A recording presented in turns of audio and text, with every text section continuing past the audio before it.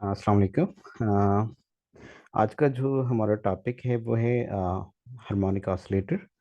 और harmonic oscillator के बारे में ऑलरेडी हम जानते हैं कि उसको हम ए डिग्री ए की फॉर्म में लिख सकते हैं। ठीक है, तो दो तरीके हैं हार्मोनिक ऑसिलेटर के लिखने के। एक अलजेब्रिक मेथड है और दूसरा जो है वो एनालिटिकल मेथड है। तो अलजेब्रिक मेथड तो ऑलरेडी हम डिस्कस कर चुके हैं।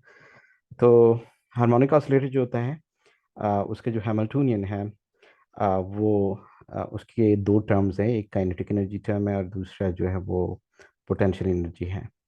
तो काइनेटिक एनर्जी जो है वो P square divide by 2m से हम रिप्रेजेंट करते हैं। पी मोमेंटम है। और जो पोटेंशियल एनर्जी है वो हम रिप्रेजेंट करते हैं half m omega square x square. इसमें पी और एक्स जो है वो ऑपरेटर है। पी जो है मोमेंटम ऑपरेटर है, एक्स जो है हमारे पास की पोजीशन ऑपरेटर है। तो अगर इनको इस हैमिल्टोनियन को हम थ्रू श्रोडिंगर इक्वेशन सॉल्व कर लें एनालिटिक मेथड से, तो आ, इसको हम लिख सकते हैं एच साई इक्वल टू ई साई। और एच जो पी स्क्वायर बाई 2m है इसको हम इस तरह भी लिख सकते हैं minus h bar square divided by 2m del square. और यहाँ पे डेल स्क्वायर जो है वो d square psi x by d x square है।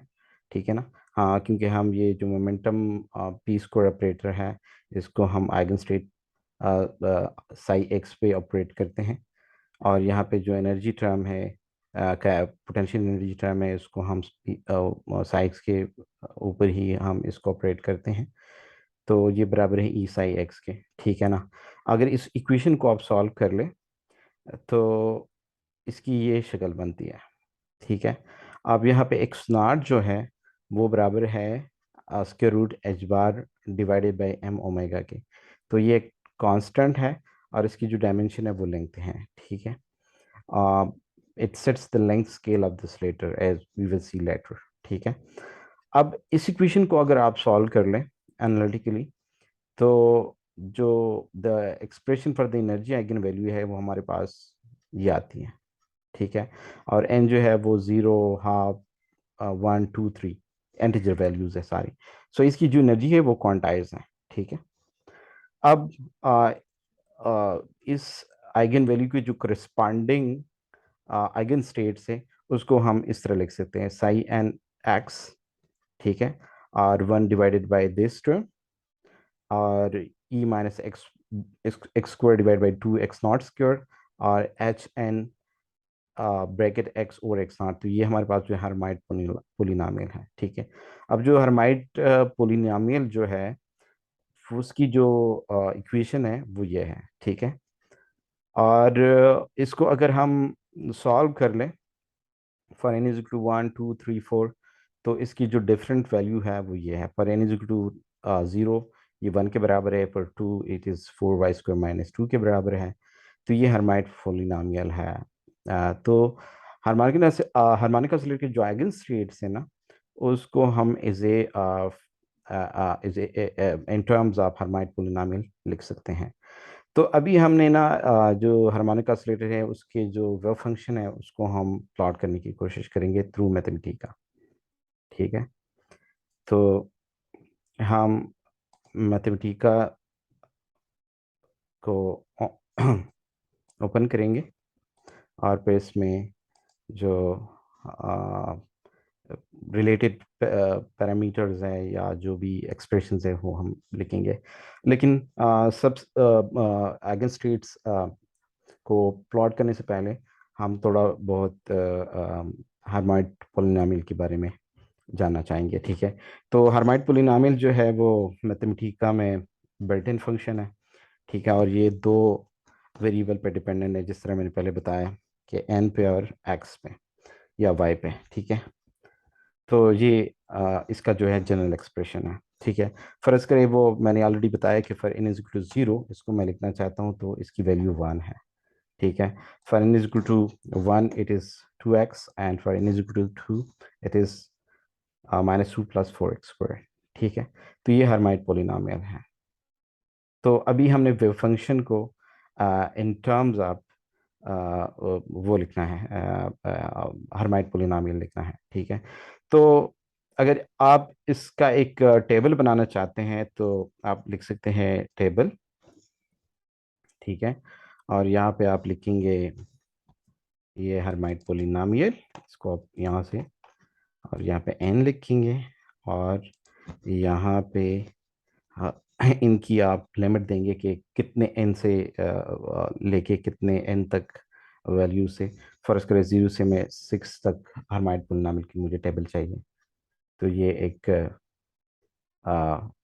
For n is equal to 0 ये है, 1 ये है, 2 ये है, तो up to n is equal to 6 ये हर्माइट पोलिनोमियल की एक्सप्रेशन मैथमेटिका हमें देंगी। ठीक है।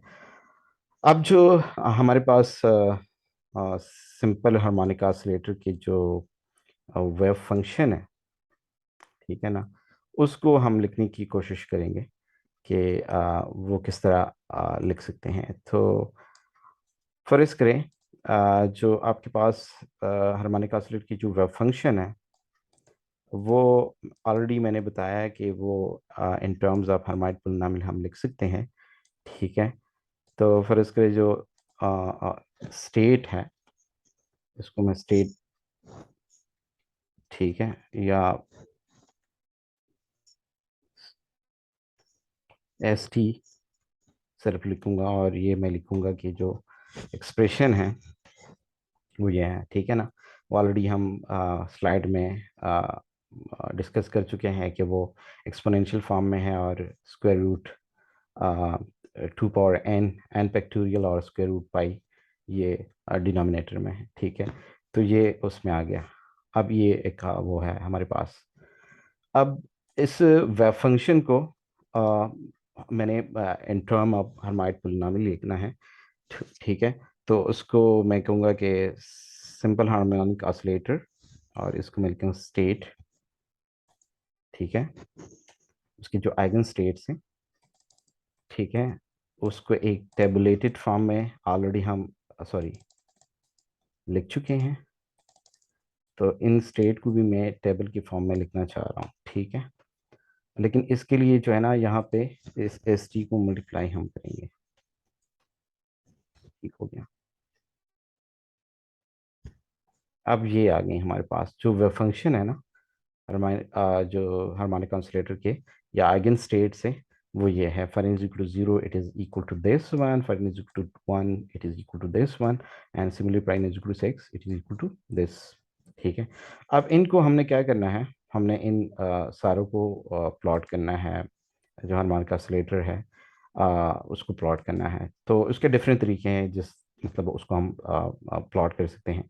फर्ज करिए आपको ना एक आप इसी इन ये इस टेबल में से फॉर कोई भी स्टेट जो है वो जानना चाहते हैं। फर्ज करिए कि 3 नंबर स्टेट्स क्या है, तो आप जस्ट सिंपली लिखेंगे तो ये आपको ये देंगे। ठीक है ना। इसको आप फिर प्लॉट भी कर सकते हैं यहाँ पे, ये ऑटोमेटिकली खुद प्लॉट भी करता है।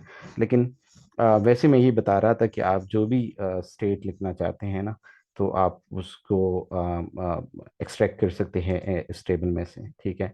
तो फिर मैं इन स्टेट्स को प्लॉट करना चाहता हूँ। ठीक है। और मैं कहता हूँ कि यार प्लॉट एस सिंपल हमारे स्टेट दिस वन, और एक्स की जो लिमिट है वो -5 से 5 तक है। तो इस तरह की हमें प्लॉट ये देगा। ठीक है। अब यहाँ पे ये मुश्किल है कि कौन सा जो है वो फॉर n इज टू 1 है, कौन सा n इज टू 2 है, और फिर कौन सा जो है वो फॉर n इज टू 6 है। ठीक है। तो उसके लिए एक और तरीका है कि अलग अलग इन सारों को हम प्लॉट कर ले। तो उसके लिए जो कमांड है वो ये है, टेबल प्लॉट। ठीक है। और फिर ये स्टेट एन लिखेंगे, और इसकी जो प्लॉट रेंज है उसको आप ऑल भी कर सकते हैं। ठीक है ना। इसको मैं ऑल, ठीक है, और मैं कहता हूँ कि यार फॉर एन इज टू 1 से लेके 6 तक जो है इन चीज़ों को आप प्लॉट करें। तो ये इसकी जो हार्मोनिक ऑसिलेटर की जो वेव फंक्शन है, इस तरह ये सारे के सारे आपको ये प्लॉट करके देंगे। ठीक है ना। और इसके अलावा फर्ज करें कि मेरे पास जो पोटेंशियल है सॉरी वी जो पोटेंशियल है वो x square divide by two के बराबर है। ठीक है ना, मैं ये पोटेंशियल है स्क्वायर डिवाइड बाई टू है। और मैं ये प्लॉट करना चाहता हूँ कि मेरे पास जितनी भी प्लॉट्स हैं, ठीक है ना, वो इस पोटेंशियल के अंदर इन चीज़ों को आप क्या करें कि प्लॉट करें। तो यहाँ पे मैं लिखूंगा पी, ठीक है, और इस फर्स्ट के मैं इस वन स्टेट को प्लॉट करना चाहता हूँ इसी पोटेंशियल के अंदर। तो ये देखें ये आएगा, ठीक है ना। फिर मैं कहता हूँ कि टू भी इसी पोटेंशियल के अंदर ही इसको प्लॉट करें, ठीक है ना। तो फिर उसके लिए मैं टू लिखूंगा कि ऊपर, मैं कहता हूँ कि ये ऊपर आ जाए, ठीक है ना, ये स्टेट आ गया। इसी तरह आप जितनी भी स्टेट्स हैं उनको आप प्लॉट कर सकते हैं थ्री, और इसको मैं फोर लिखता हूँ, ठीक है, ये आ गया। और सिमिलरली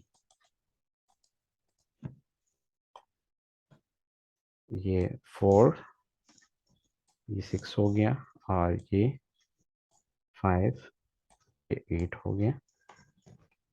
तो ये आपके पास जितनी भी स्टेट्स है वो सिर्फ वेल के अंदर ही ये प्लॉट करेगा, ठीक है। तो ये जो है हार्मोनिक ऑसिलेटर के पास आपके पास जो वो फंक्शन है मैथमेटिका में प्लॉट करने का तरीका यही है, ठीक है। इसके अलावा अगर आप इसकी एब्सोलूट वैल्यूज प्लॉट करना चाहते हैं कि हमारे पास ये जो स्टेट्स है, ठीक है ना, ये एब्सोलूट वैल्यू, ठीक है ना, उसकी जो प्रोबेबिलिटी वो जितनी भी वो है स्टेट है उनकी प्रोबेबिलिटी को आप प्लॉट करें, ठीक हो गया।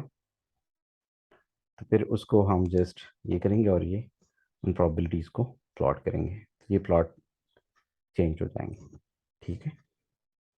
Thank you.